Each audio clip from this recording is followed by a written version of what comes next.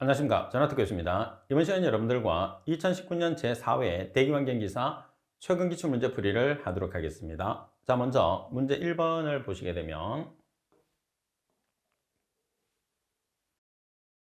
다음의 조건을 이용해서 건조 배출가스 중 황산화물의 농도를 계산하시오.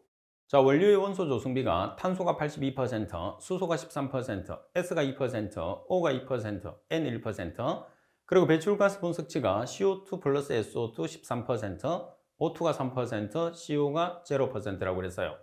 자, 문제 조건에서 황산화물의 농도를 계산을 하라고 되어 있습니다. 그죠? 자, 황산화물의 농도를 ppm으로 계산하라고 되어 있는데 문제 조건에서 건조 배출가스를 기준으로 되어 있어요. 그럼 건조 배출가스는 이론 건전소 가스량 GOD와 실제 건전소 가스량 GD가 있습니다.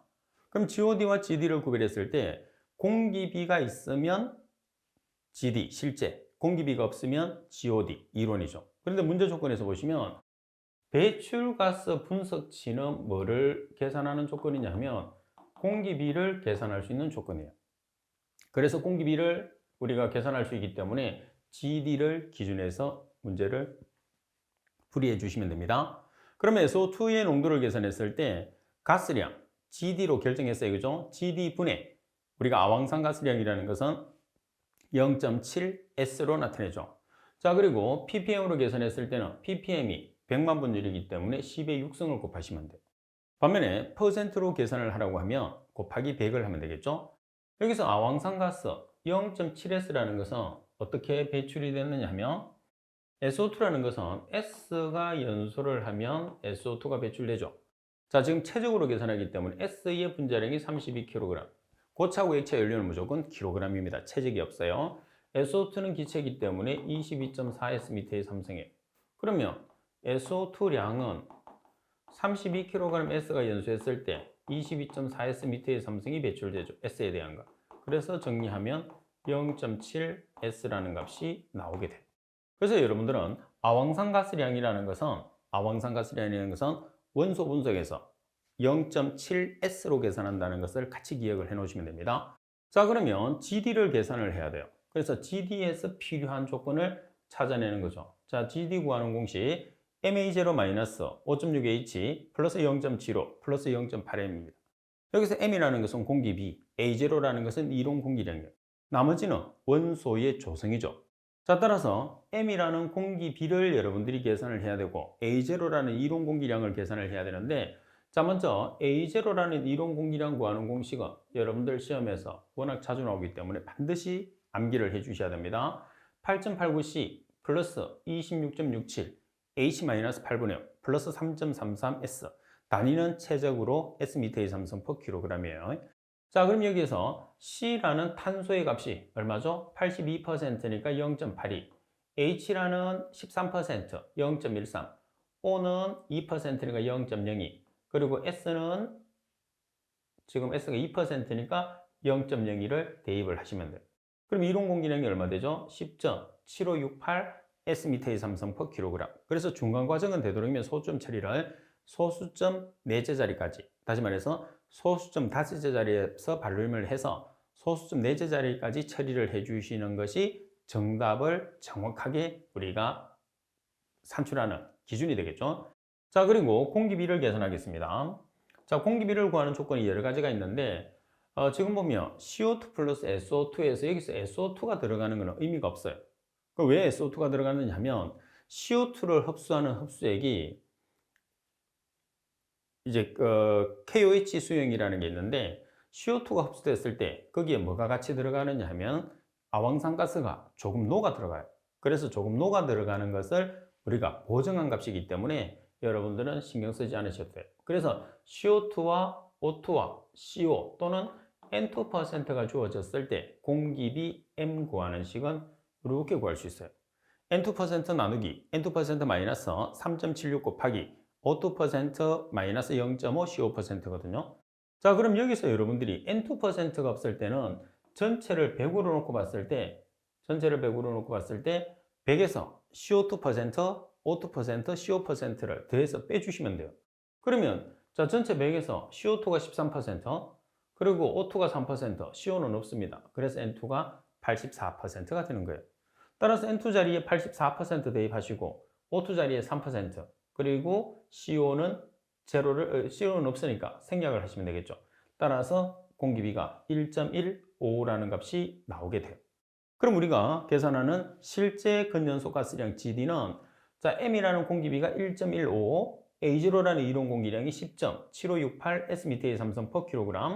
자, 나머지는 원소 함량이죠. H는 13%니까 0.13, 그죠? O는 2%니까 0.02, N은 1%니까 0.02를 대입을 해서 최종적으로 계산하시면 GD의 값이 11.7181 S/m의 삼성 per kg이 나왔어요.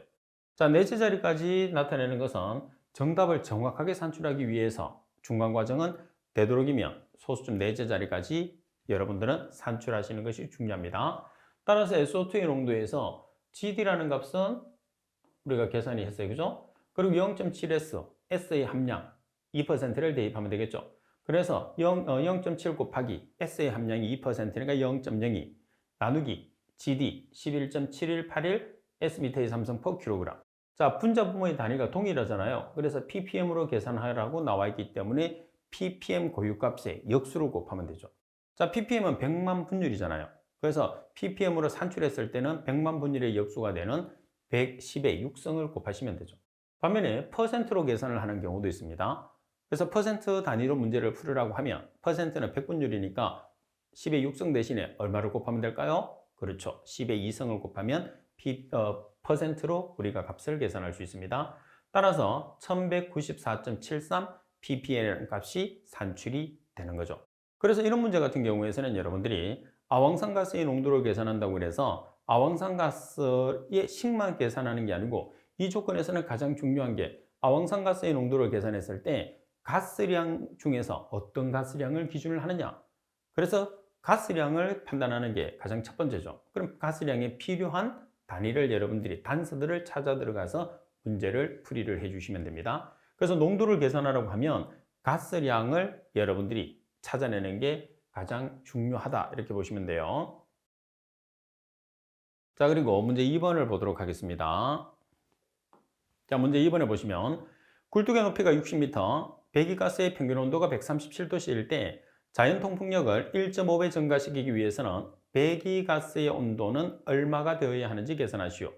대기 온도가 27도씨, 표준 상태의 공기 밀도는 1.3kg/m의 삼성 기준이라고 되어 있어요. 자, 문제 조건에서 여러분들이 문제 조건에서 통풍력을 계산을 했을 때 가장 중요한 조건이 뭐냐 하면, 자, 통풍력이라는 것은 연기가 빠져나가는 힘이에요. 실제로 보면. 그래서 통풍력을 계산했을 때 가장 중요한 것은 굴뚝의 높이, 그리고 배출가스의 온도, 그리고 대기 온도가 가장 중요하죠. 따라서 통풍력이 나오게 되면 여러분들은 기본적으로 어떤 식을 사용해 줘야 되느냐 하면 355로 시작하는 이 식 한 개만 암기를 해 주시면 돼요. 그래서 통풍력은 항상 이 식으로 문제를 푼다 이렇게 생각하고 접근을 하시면 됩니다. 자, 통풍력치는 355 곱하기 H 곱하기 273 플러스 TA분의 1 마이너스 273 플러스 TG분의 1로 계산하는데, 여기서 H라는 것은 굴뚝의 높이입니다. 그리고 TA라는 것은 대기 온도, TG라는 것은 가스 온도인데 273을 더하는 것은 절대 온도로 계산하기 때문이죠. 그래서 절대 온도는 도시 온도 플러스 273을 이용을 하시면 돼요. 자, 그럼 첫 번째 조건에 보시면 굴뚝의 높이가 몇 미터냐면 60m예요. 자, 그리고 대기 온도가 지금 27도입니다. 그리고 가스의 온도가 137도예요. 따라서 통풍력 G를 계산을 하니까 얼마가 되는 거죠? 19.05mH2가 됐어요. 자, 우리가 계산하는 조건은 이게 아니죠. 첫 번째 통풍력에 얼마가 되는 조건. 자, 1.5배가 되는 조건에서 TG를 계산하는 거예요. 그러면 두 번째 통풍력은 첫 번째 통풍력에 얼마? 1.5배가 되는 거죠. 그때 뭐를 계산하죠? TG, 가스의 온도. 나머지 조건은 동일합니다. 여기서 동일하다는 것은 굴뚝의 높이를 우리가 변화를 시키지 않았어요. 그 다음에 대기 온도를 변화를 시키지 않았어요. 그래서 굴뚝의 높이 자리 H는 60m, 그리고 TA라는 대기 온도 자리에는 27도를 넣어서 TG를 정리를 해서 계산을 해주시면 되죠. 따라서 계산하시면 몇 도가 되느냐면 229.06도씨라는 값이 나오게 돼요.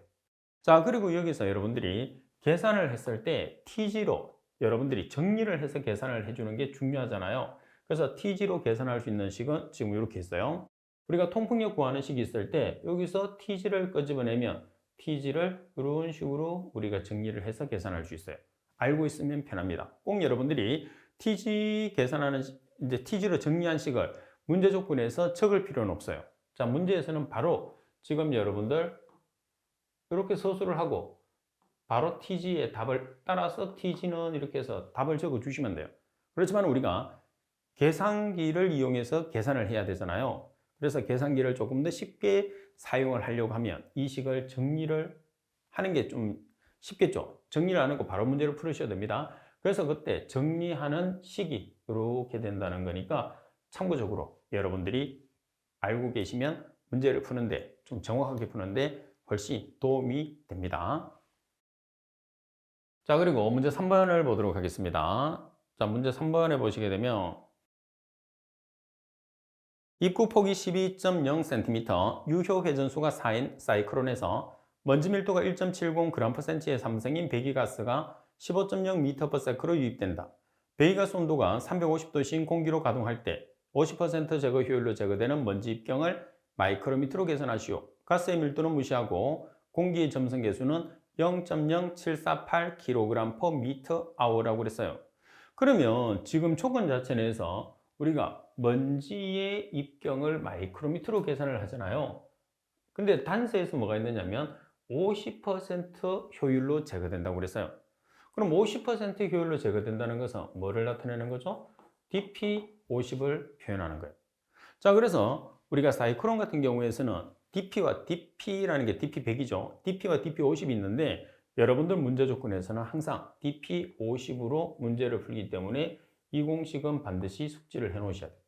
만약 여기서 DP50을 DP로 바꾸면 뭐를 생략하면 될까요? 여기서 2를 빼주면 되죠. 2분의 1이 되니까 DP50이 되는 거죠. 자, 여기서 9마이크로비, 마이크로는 점성계수입니다. B라는 것은 입구폭, 파이는 3.14, N은 회전수, V는 속도, 로S라는 것은 입자의 밀도, 로는 가스의 밀도가 되는 거죠. 자, 그리고 여기까지 단위가 뭐가 되느냐 하면 미터예요. 그래서 미터를 마이크로미터로 계산하기 위해서 10의 육성을 곱해 놓은 거죠. 자, 그럼 여러분들 대입을 하시게 되면 9 곱하기 마이크로라는 값이 지금 마이크로가 얼마의 값을 나타내느냐면 0.0748kg/m예요. 자, 그리고 폭이 얼마냐 하면 지금 문제 조건에서 폭이 12.0cm예요. 미터로 환산하기 위해서는 0.12m죠. 시간 단위는 조금 이따 보겠습니다. 나누기 2파이, 파이는 3.14를 기재를 해서 계산하셔도 되지만 계산기에 파이가 있기 때문에 계산기에 있는 파이를 그대로 사용하시면 됩니다. 자, 그리고 n이라는 것은 회전수입니다. n이 4회가 되는 거죠. 자, 그리고 v라는 값은 속도입니다. 15.0m/s. 자, 그리고 로우에서 가스의 밀도는 무시하라고 그랬기 때문에 로우는 생략합니다. 그럼 로우S를 써야 되는데 로우S가 먼지의 밀도가 되는 거죠. 이 값이 로우S예요. 그런데 단위가 여러분들 보시게 되면 지금 주어진 단위가 g/cm의 삼성이거든요. 근데 우리가 필요한 단위는 kg/m의 삼성이에요. 그래서 g/cm의 삼성을 kg/m의 삼성으로 전환시키기 위해서 자, g을 kg으로 전환할 때 10의 마이너스 3성. 그죠? 자, 그리고 센티미터를 미터로 전환했을 때 10의 마이너스 2성. 3성이 붙었으니까 3을 곱하세요. 그리고 단위는 어디서 환산하죠? 분자에서. 이 값을 분자로 올려주면 10의 마이너스 6성이 10의 플러스 6성이 되죠. 그래서 마이너스 3 플러스 3 합이 얼마? 플러스 6 합이 얼마죠? 10의 3성. 그래서 결론적으로는 뭐냐면 결론적으로는 여러분들 비중이라는 조건이 있든지 아니면 지금처럼 g/cm의 삼성이라는 단위가 있을 때 이 값을 kg/m의 삼성으로 환산하기 위해서는 얼마를 곱해주면 되느냐? 10의 삼성을 곱해주면 된다는 것을 꼭 기억하세요. 그럼 문제 푸는 게 아주 쉬워져요. 그리고 계산하는 문제라는 것은 여러분들이 공식만 알고 있다고 문제를 풀 수 있는 건 아니죠. 당연히 공식을 알고 있어야 되겠지만 각각의 공식 안에 있는 각각의 단서에 들어가는 단위를 정확하게 산출을 해서 대입을 하는 게 문제 푸는데 더 중요하게 되니까. 그죠? 자, 따라서 계산을 해서 미터로 나온 값을 마이크로미터로 환산하기 위해서 10의 6성을 곱한 거죠. 따라서 5.92 마이크로미터예요. 그래서 이 문제는 상당히 자주 출제되기 때문에 아주 중요한 문제입니다. 아주 중요한 문제고 문제가 항상 똑같이 출제되는 것처럼 보이겠지만 숫자가 하나씩 바뀌고 단위가 바뀌기 때문에 여러분들이 문제를 풀었을 때 단위나 숫자에 여러분들이 신경을 쓰셔야 됩니다. 그래서 외워서 문제를 풀이하시면 아주 위험합니다. 자, 그리고 문제 4번을 보도록 하겠습니다. 자, 문제 4번에 보시게 되면 H2S가 황화수소입니다. 황화수소가 0.3% 포함된 메탄을 공기비가 1.0으로 연소했을 때 섭배기 가스 중에 SO2 농도를 계산하시오. H2S는 모두 SO2로 변환된다고 그랬어요. 자, H2S와 CH4를 연소를 시킵니다. 그럼 H2S를 연소를 시키게 되면 제가 한번 시켜볼게요. 자, H2S를 산소하고 결합을 시켜요. 그러면 S는 SO2가 되겠죠? H는 H2O가 되겠죠? 화살표 왼쪽과 오른쪽의 개수가 동일해야 됩니다. 동일해야 되니까 H 2개, 오른쪽에 2개, S 1개, 오른쪽에 1개. 똑같죠? 그러면 산소 계산합니다. 여기 산소가 몇 개죠?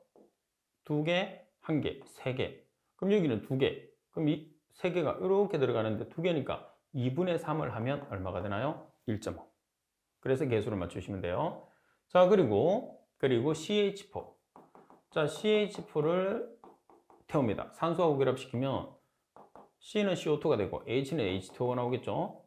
자, 여기서 보시면 자, 탄소 1개, 1개. 여기 수소 4개, 여기는 2개죠. 그럼 2를 곱하시면 돼요. 자, 산소는 2개, 2개, 합이 4개입니다. 자, 이렇게 오겠죠. 그럼 2개짜리가 2분의 4는 2개. 연료는 1을 기준하시면 돼요. 그래서 H2S가 지금 몇 %라고 했느냐면 0.3%라고 그랬어요. 그러면 나머지 100%에서 0.3%를 빼면 뭐의 값이 되는 거죠? 메탄의 값이 되는 거죠. 자, 그리고 문제 조건에서 공기비가 1.0으로 주어졌어요. 그리고 섭배기 가스 중에서 아황산 가스의 농도를 계산하거든요. 자, 여기서 섭배기 가스라는 것은 뭐를 기준하는 거예요? GOW 아니면 GW를 기준하는 거죠. 그래서 지금 문제 조건에서 공기비가 주어졌으니까 GW를 기준하는 거예요. 자, 그 다음에 지금 문제는 기체입니다. 항상 여러분들이 연소 계산식을 정리할 때는 고체와 액체 그리고 기체 두 가지로 분류를 해야 돼요. 그래서 기체 같은 경우에서 GW는 M-0.21 A0 플러스 CO2량 플러스 H2량 플러스 SO2량으로 계산해요. 자, 팁에 보시게 되면 S미터의 삼성과 S미터의 삼성이 최적비거든요. 이 최적비는 개수비와 동일합니다. 자, 그리고 말씀드린 것처럼 공기비가 주어졌기 때문에 실제예요. 그래서 실제 섭가스량 GW는 M-0.1 A0 플러스 배출가스량을 다 더해요. CO2량, H2량, SO2량. 그러면 1.05-0.21 곱하기 A0. 여기서 A0라는 것은 이론 산소량이거든요. 이론 공기량이거든요. 그러면 이론 산소량에서 공기 중에 차지하는 최적이니까 최적비 0.21로 나눠주시면 돼요. 그럼 H2S가 산소가 1.5개, 몇 %를 차지하죠? 0.3%. CO2는 2개, 99.7%. 나누기, 이 값이 산소량인 거예요. 나누기 0.21. 그러면 이론 공기량으로 전환이 되는 거죠. 자, 그리고 플러스 CO2량, 저희 SO2량 0.3%는 0.003, H2O량 1개, 그리고 CO2량 1개, 그리고 H2O량 2개. 그러면 GW가 계산이 됐어요. 따라서 계산된 GW는 10.991 S미터의 삼성 per S미터의 삼성이죠. 특별한 조건이 없으면 전부 다 최적비로 계산합니다. 자, 그리고 이제 아황산 가스량을 계산하기 위해서는 아황산 가스량은 가스량 분의 아황산 가스가 차지하는 양, 퍼센트는 곱하기 100, ppm은 곱하기 10의 육성. 어떤 조건에서 분자와 분모의 단위가 동일할 때. 자, 그러면 GW 값은 얼마로 계산했죠? 자, GW 값은 10.991 S미터의 삼성 per S미터의 삼성이에요. 그 다음에 아황산 가스량은 H2S에서 아황산 가스량이 나오죠. 아황산 가스량 보면 최적비와 개수비가 동일하다고 그랬어요. 그럼 아황산 가스가 몇 개 있죠? 1개. 그럼 연료 중에서 몇 퍼센트 차지하죠? 0.3%. 그래서 1 곱하기 0.003이 아황산 가스의 최적의 값이 되는 거죠. 자, 그리고 ppm으로 계산하기 때문에 곱하기 10의 육성을 하는 거죠. 그래서 10의 육성을 해서 최종적으로 계산을 하게 되면 272.95 ppm이 되는 거예요. 자, 그러면 여기서 여러분들이 가장 많이 헷갈리는 이유가 뭐냐면 말씀드린 것처럼 고체하고 액체 연료의 연소 계산식은 주로 원소 분석법이에요. 기체는 분자식이 주어져 있거든요. 기체 상태로 주어지니까. 그래서 사용하는 공식이 서로 달라요. 그래서 여러분들이 이론편에 보시면 이론편 연소공학에 보시게 되면 공식이 정리가 되어 있거든요. 그래서 고체와 액체 연소계산식 정리하고 그 다음에 기체에서 연소계산식 정리를 해서 여러분들이 헷갈리지 않도록 반드시 비교를 하고 공부를 해 주셔야 됩니다. 자, 그리고 문제 5번을 보도록 하겠습니다. 자, 문제 5번에 보시면 NH3 가스를 처리하기 위해서 합착제로 활성탄을 사용하였다. 자, NH3 가스 농도를 60ppm에서 5ppm으로 처리하고자 할 때 주입해야 할 활성탄의 양을 계산하시오. 브로인드 D의 등원 합착식을 이용하고 합착조의 용량은 200L이며 K는 0.013, N분의 1은 4라고 이야기를 했어요. 자, 브로인드 D는 우리가 또는 브로인들리히 뭐 여러 가지 발음, 이게 독일 사람인데 발음은 여러분들 브로인들리히라고 해도 되고 브로인들리히라고 발음을 하셔도 관계없습니다. 자, 지금 합착법을 이용을 하고 있어요. 자, 그럼 합착탑이 되겠죠? 장치는. 자, 합착탑이 있는데 자, 합착탑으로 들어가는 입구의 농도가 지금 얼마로 주어졌느냐 하면 60ppm이에요. 자, 그리고 출구로 배출되는 농도가 5ppm입니다. 그럼 합착탑에는 가스를 합착하기 위해서 뭐를 주입하죠? 합착제를 주입하죠. 그래서 여기는 합착제가 들어갑니다. 그래서 합착제를 M이라고 했는데 이 M을 우리가 계산하게 되는 거예요. 그러면 브로인들리의 등원 합착식을 여러분들이 보시면 이걸 외워주셔야 돼요. M분의 X는 K 곱하기 C의 N분의 1이에요. 여기서 M이라는 것은 활성탄의 주입 농도, 합착제의 농도입니다. X는 농도차. 그래서 여기서 이 X라는 게 뭐냐면 입구 농도 마이너스 출구 농도예요. 그리고 K와 N은 경험적인 상수. 그리고 C라는 것은 출구 농도를 의미하는 거죠. 자, 그러면 M을 우리가 계산을 해야 되고 X라는 것은 농도 차니까 60ppm에서 5ppm의 차가 되는 거죠. 자, 그리고 문제 조건에서 K는 0.013 그리고 C는 C0니까 5ppm 그리고 N분의 1이 얼마? N분의 1이 4. 그래서 여기서 N분의 1을 4로 대입하시면 돼요. 그러면 M에 대한 식으로 정리를 해서 계산을 해야 되겠죠? 그래서 계산을 하게 되면 얼마가 나오죠? 6.7692 ppm이 됐어요. 근데 문제 조건에서 주입해야 되는 활성탄의 양을 계산하시오 이렇게 문제가 나오거든요. 자, 그럼 여기서 ppm이라는 것은 미리그램 퍼 리터의 값을 리터의 단위를 가지거든요. 보편적으로 봤을 때. 그래서 미리그램 퍼 리터의 단위를 가지니까 6.7692 ppm이 6.7692 미리그램 퍼 리터가 되는 거예요. 그럼 문제 조건에서 양이 얼마죠? 200리터. 그래서 200리터를 곱해 주시면 리터 없어지고 미리그램이 나왔어요. 근데 정답에서는 그램으로 계산하라고 했기 때문에 미리그램을 그램으로 환산하기 위해서 10의 마이너스 3승을 한 번 더 곱합니다. 그럼 최종적으로 우리가 계산되는 값은 1.35g이라는 값이 나오게 되는 거죠. 자, 팁에서도 설명해 놓은 것처럼 브로인들리의 등원 합착식을 반드시 여러분들이 숙지를 해야 되고 그리고 M이나 X나 K와 N이 의미하는 내용을 반드시 기억을 해 주셔야 돼요. 자, 그리고 여기서는 여러분들이 활성탄은 고체성 물질이거든요. 그래서 ppm으로 주어졌을 때 단위가 미리그램 퍼 리터라는 것을 꼭 기억하세요. 반면에 기체 같은 경우에서는 ppm이라고 하면 밀리리터 퍼 S미터의 삼성의 단위를 가지게 됩니다. 그리고 문제 6번을 보겠습니다. 자, 문제 6번에 보시면 전기 집진 장치 내에 입자 집진에 작용하는 전기력 4가지를 서술하시오 그래서요. 자, 시험에서는 상당히 자주 출제되는 내용이죠. 필기에서도 자주 출제되었고 그래서 전기 집진 장치에서는 입자가 포집을 하기 위해서는 집진이 돼야 되는데 전기 집진기의 특징을 한번 보겠습니다. 전기 집진기는 집진판 또는 집진극이 있어요. 그래서 집진극을 플러스로 만들어 놓습니다. 그리고 중간에 방전극을 설치를 해요. 자, 방전극을 설치하고 입자가 이렇게 들어오면 입자는 전하가 뛸 수도 있고 플러스 마이너스 여러 가지로 뛸 수 있거든요. 근데 집진극을 플러스로 만들어 놨기 때문에 전하가 마이너스가 뛰어야 돼요. 그래서 방전극에서 방전을 시켜요. 방전을 시켜서 입자에 마이너스 전하를 부여하는 거예요. 그럼 입자가 들어오면서 집진극에 부착되는 원리로 제거하는 게 전기집진입니다. 그래서 이때 작용하는 힘이 네 가지가 있죠.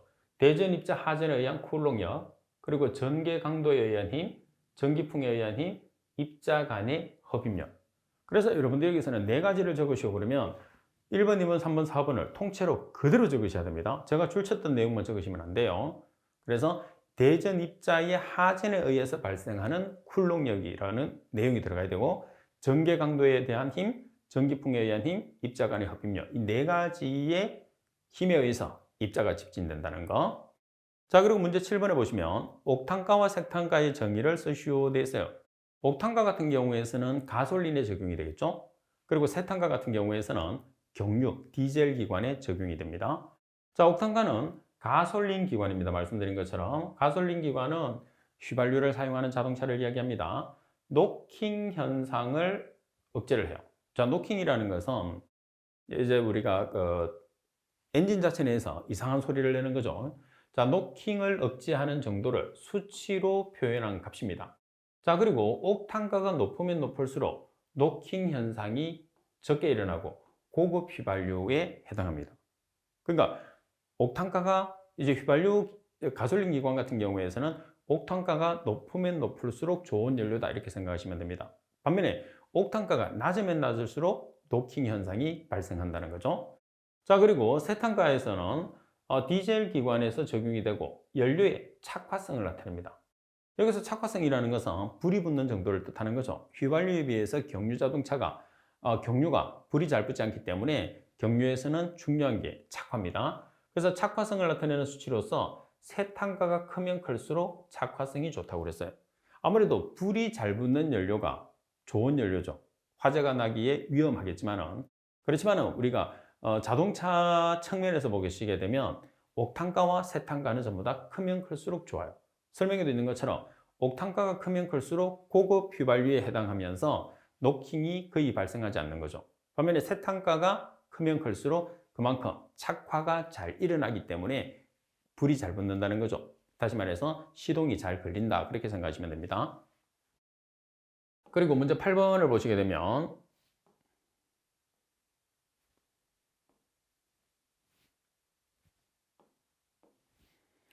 경도풍과 직균풍에 대해서 설명하시오, 이렇게 문제가 나왔어요. 자, 우리가 지표가 있습니다. 지표. 자, 지표에는 건물도 많고요, 수목도 있고 자동차도 있고, 그래서 마찰을 일으킬 수 있는 요인을 가장 많이 가지고 있는 게 지표예요. 반면에 우리가 1kg 이상을 고공이라고 하거든요. 고공 같은 경우에서는 실제로 마찰에 영향이 없죠. 그래서 고공은 온도에 의해서 바람이 형성되죠. 그래서 고공에서 부는 바람을 뭐라고 그러죠? 지균풍이라고 그러죠. 반면에 마찰에 의해서 영향을 부는 지표에서 부는 바람을 지상풍이라고 그래요. 그 다음에 200에서 한 500m 중간에서 부는 바람을 우리가 뭐라고 그러죠? 경도풍이다, 이렇게 이야기합니다.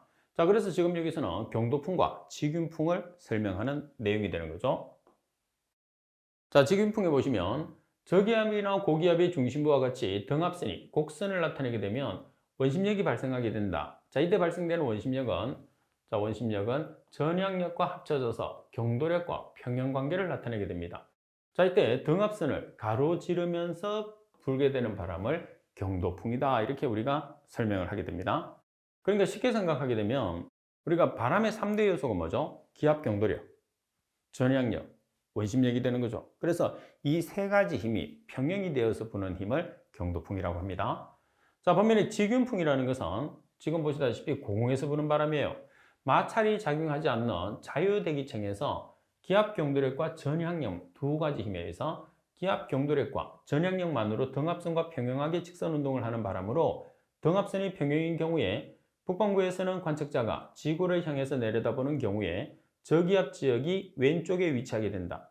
그리고 지균풍은 고공풍이므로 마찰의 영향이 없고 원심력의 영향도 거의 없는 바람이라고 있어요. 그래서 경도풍이라는 것은 원심력이나 기압 경도력이나 전향력에 세 가지 힘이 병행이 되어서 분다는 내용이 반드시 들어가야 되고, 그 다음에 지균풍 같은 경우에서는 지표에서 발생하는 게 아니라 고공에서 부는, 다시 말해서 자유대기층에서 형성이 되면서 기압 경도력과 전향력만으로 부는 바람이라는 조건이 들어가서 서술을 해주시면 됩니다. 자, 그리고 문제 9번에 보시게 되면 충전탑에서 발생되는 편유 현상에 대해서 설명하고 그 대책을 써시오 되어 있어요. 편유 현상이라는 것은 충전탑에서만 발생하는 게 아니죠. 우리가 물을 분사를 시켜주는 세정 집진 장치에서는 주로 많이 발생하는데, 시험상에서 많이 언급되는 파트에서는 충전탑과 분무탑 두 가지에서 많이 언급되죠. 그리고 가스가 아래쪽에서 위쪽으로 올라오고, 그 다음 위에서 물을 이렇게 노즐을 통해서 분사를 시켜줬을 때 우리가 액 자체가 한쪽으로 치우쳐서 가스를 우리가 처리하기가 어려운 상태를 뭐라고 그러죠? 편유 현상이라고 그럽니다. 자, 충전탑에서 물었기 때문에 충전탑에서 흡수액, 우리가 흡수액이 이제 용매가 되는 거죠. 흡수액의 최소 유량으로는 충전물의 표면에 충분히 분배시키기에는 액의 양이 부족해서 한쪽으로만 흐르게, 편중해서 흐르게 되는 현상을 이야기하는 거죠. 많은 양의 흡수액을 여러분들이 주입하게 되면 충전탑 전체가 액으로 분포가 되기 때문에 관계없는데, 액의 양을 줄이는 경우에서는 이 액이 충전탑 전체에 골고루 분사가 안 된다는 그런 뜻입니다. 자, 따라서 대책은 균일하고 동일한 충전재를 사용을 하면 됩니다. 충전재의 모양이 여러 가지로 나타났을 때 액이 편중이 될 수가 있습니다. 자, 그리고 높은 공급률을 가져야 되고요. 그리고 자, 여기서 이제 높은 공급률을 가지는 충전재를 사용하라는 게 뭐냐면, 우리가 충전재와 충전재 사이는 이렇게 밀도가 높게 분포가 돼야 돼. 그죠? 밀도가, 충전재와 충전재는 공극이 작아야 돼요. 공극이 공간이잖아요. 반면에 충전재 자체의 공극은 커야 합니다. 여기서 말하는 것은 충전재 자체의 공극을 뜻해요. 예를 들어서 원통액에 충전재가 있다. 그럼 안이 비어 있어야 된다는 소리입니다. 그래야지 거기에 가스가 들어가서 체류를 하죠. 그런 상태에서 물을 분사를 시켜서 우리가 제거를 해야 되니까. 자, 그리고 저항이 작은 충전재를 사용해야 되죠. 그래서 모든 장치에서는 압력 손실, 저항 이런 내용들은 무조건 작으면 작을수록 좋습니다. 자, 그리고 참고적으로 편유 현상이라는 것은 한쪽으로 치우쳐져서 분포한다고 해서 편도 현상이다 이렇게도 이야기를 합니다. 자, 그리고 문제 10번을 보도록 하겠습니다. 자, 문제 10번에 보시게 되면 전기 집진 장치의 장애 현상 두 가지를 쓰고 방지책을 각각 두 가지씩 쓰시오 되어 있어요. 자, 장애 현상이라는 것은 당연히 뭐가 되는 거죠? 재비산 현상과 역전리 현상이에요. 그러면 우리가 정상 범위를 항상 기억을 해야 됩니다. 정상 범위는 10의 4승에서 10의 11승 5cm거든요. 이 정상 범위를 벗어나게 되면 우리 재비산의 역전리가 발생하는데, 10의 4승 5cm 이하가 됐을 때, 이하가 되면 재비산 현상이 발생해요. 그리고 10의 11승 5cm 이상이 되면 역전리가 발생을 해요. 그래서 우리가 장애 현상은 재비산 현상과 역전리 현상 이렇게 적어주시면 돼요. 그래서 10의 4승 5cm 이하가 됐을 때 재비산 현상이 발생하고 10의 11승 5cm 이상일 때 역전리 현상이 발생하는 거죠. 자, 그러면 재비산 현상이 발생했을 때 재비산 현상이나 역전리 현상은 건식에서 발생하거든요. 마른 상태니까 발생하는 거예요. 그래서 습식 집진 장치로 전환을 시켜주면 동시에 해결이 됩니다. 그래서 가장 먼저 습식 집진 장치. 약품을 주입했을 때 재비산 현상은 NH3라는 암모니아를 주입하시면 돼요. 반면에 역전리 현상 같은 경우에서는 섭식으로 여러분들이 교체를 하셔도 되고, 그리고 주로 황산화물을 주입하는데 SO3를 스프레이로 주입을 하든지, 아니면 온도를 조절하고 습도를 높입니다. 그리고 황산을 조절제로 주입을 하고, 그리고 타격 빈도를 높인다. 여기서 타격 빈도라는 것은 집진판에 먼지가 포집되어 있는 먼지가 있기 때문에 제비산이나 역전리가 발생하는 거잖아요. 그래서 자주 떨어내는 거죠. 먼지를 제거를 하는 거예요. 근데 왜 자주 먼지를 떨어내지 않느냐? 이렇게 포집이 조금 되자마자 자꾸 떨어내면 경제성이 떨어지는 거죠. 그래서 경제성 때문에 어느 정도 포집이 된 상태에서 우리가 제거를 하다 보니까 제비산이나 역전리가 발생하게 됩니다.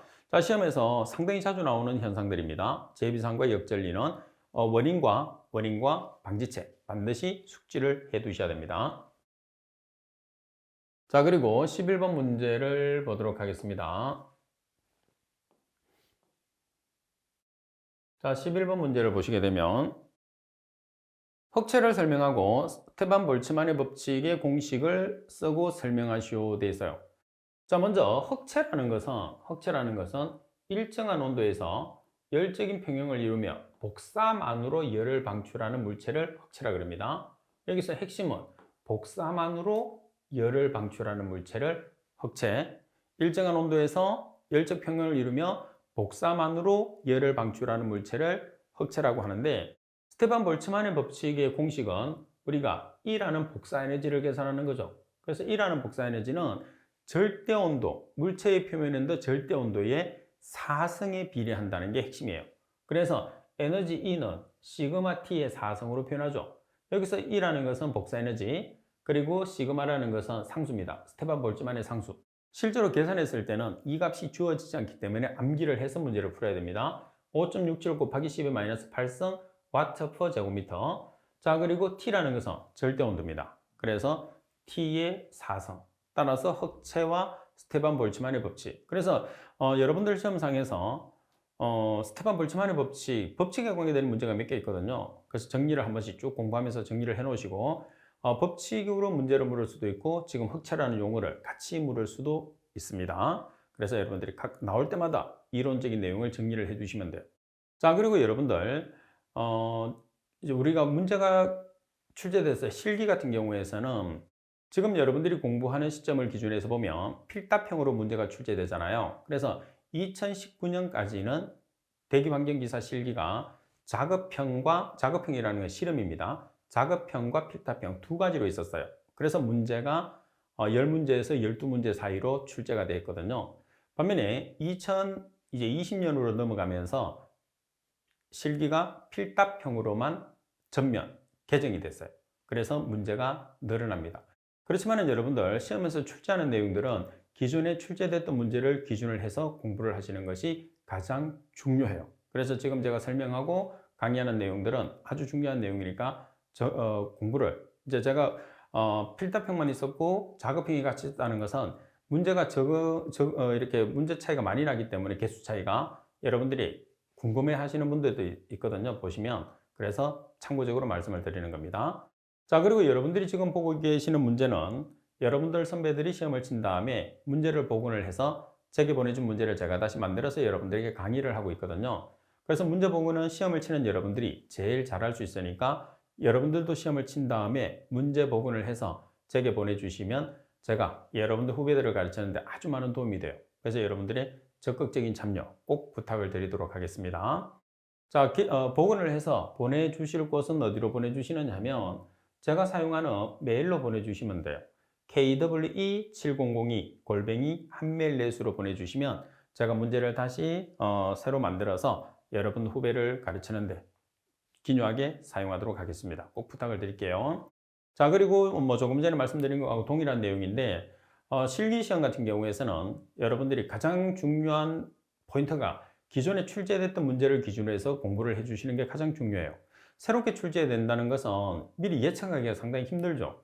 그래서 기존에 출제됐던 문제를 내가 다시 출제가 되면 안 틀린다는 생각으로 수험 준비를 해주시게 되면 무조건 합격을 하게 됩니다. 그래서 너무 많은 생각을 하지 마시고 제가 지금 강의해주는 이 내용을 기준으로 해서 응용을 할 수 있는 내용들이 있습니다. 제가 설명을 해드리는 내용 중에서 그런 내용들을 같이 응용이 되더라도 문제를 풀 수 있게끔 준비를 해 두셔야 되고, 나머지 내용 같은 경우에서는 기존에 출제됐던 문제를 가장 숙지를 많이 해주는 게 중요해요. 그리고 이 내용은 자주 나온다고 제가 언급해드리는 문제가 있거든요. 그렇다고 해서 그 문제가 나오는 건 그 문제만 출제되는 게 아니거든요. 그래서 출제 빈도가 높은 거는 당연히 더 열심히 해야 되겠지만은 문제은행식으로 출제를 하기 때문에 기존에 출제됐던 문제는 항상 출제가 될 수 있다는 생각을 하고 공부를 해주시면 됩니다. 자, 이번 시간 수업은 이것으로 마치도록 하겠습니다. 수고하셨습니다.